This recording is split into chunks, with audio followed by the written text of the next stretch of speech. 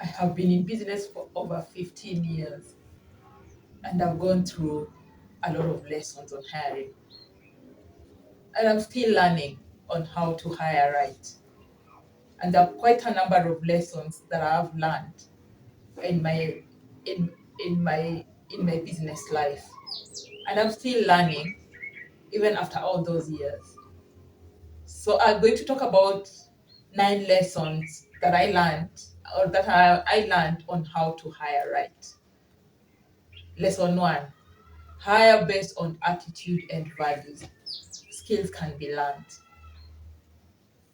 And this one hit me hard when I was learning using the CVs, using the skills that were written in the resumes, and using them to hire the right people, only to find that these people, they did not believe in the vision of the company. Their main target was how much money they were going to earn, not on what value they were going to bring to the company. And it brought a lot of struggles because you find that this person, their only interest was money, what they're gaining out of here, but not what they were adding to the company as a whole.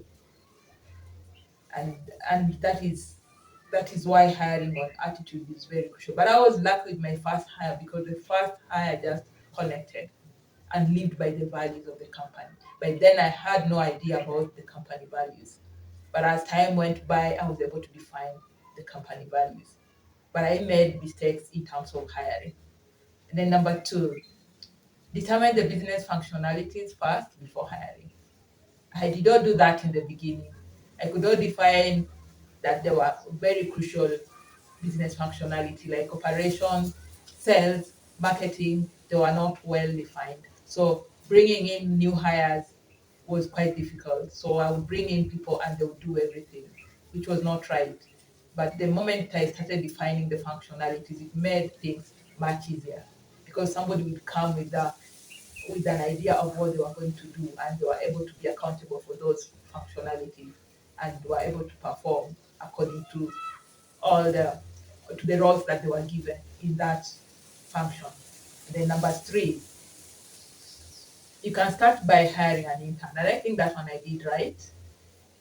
And I trained her and she came in and she learned everything because she was curious and she was ready to learn.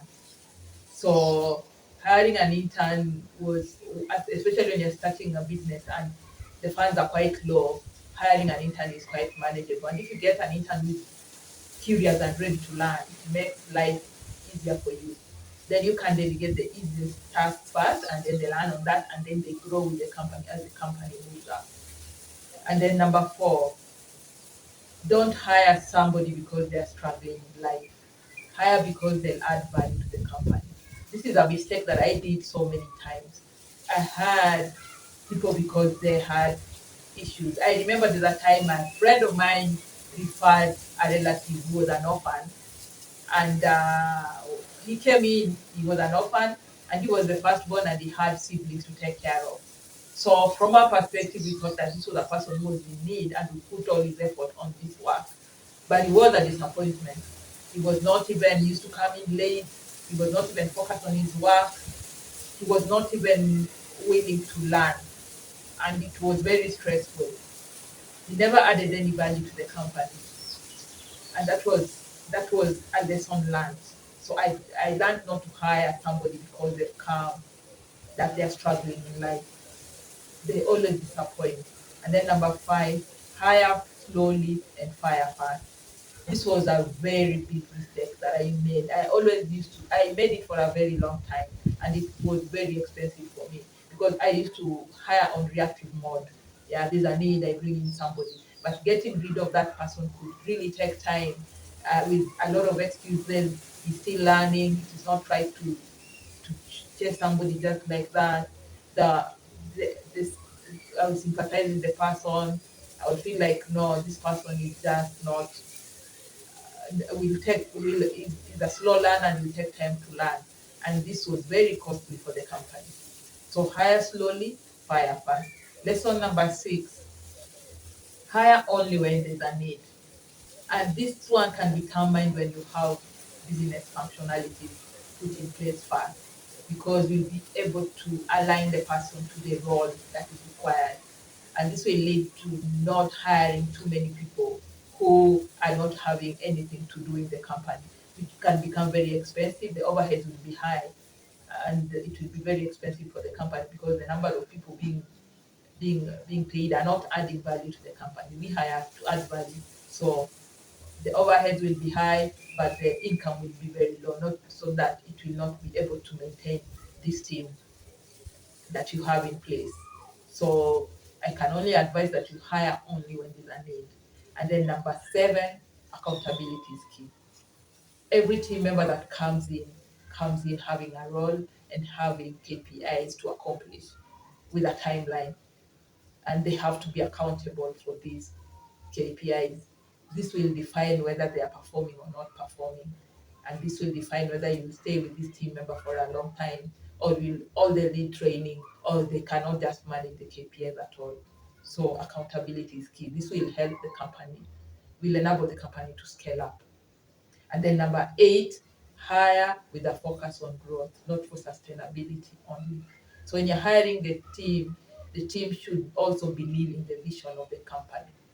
With having that in mind, they'll be able to work towards the company's growth, not just to keep the company moving and lead to the company stagnating at a specific point.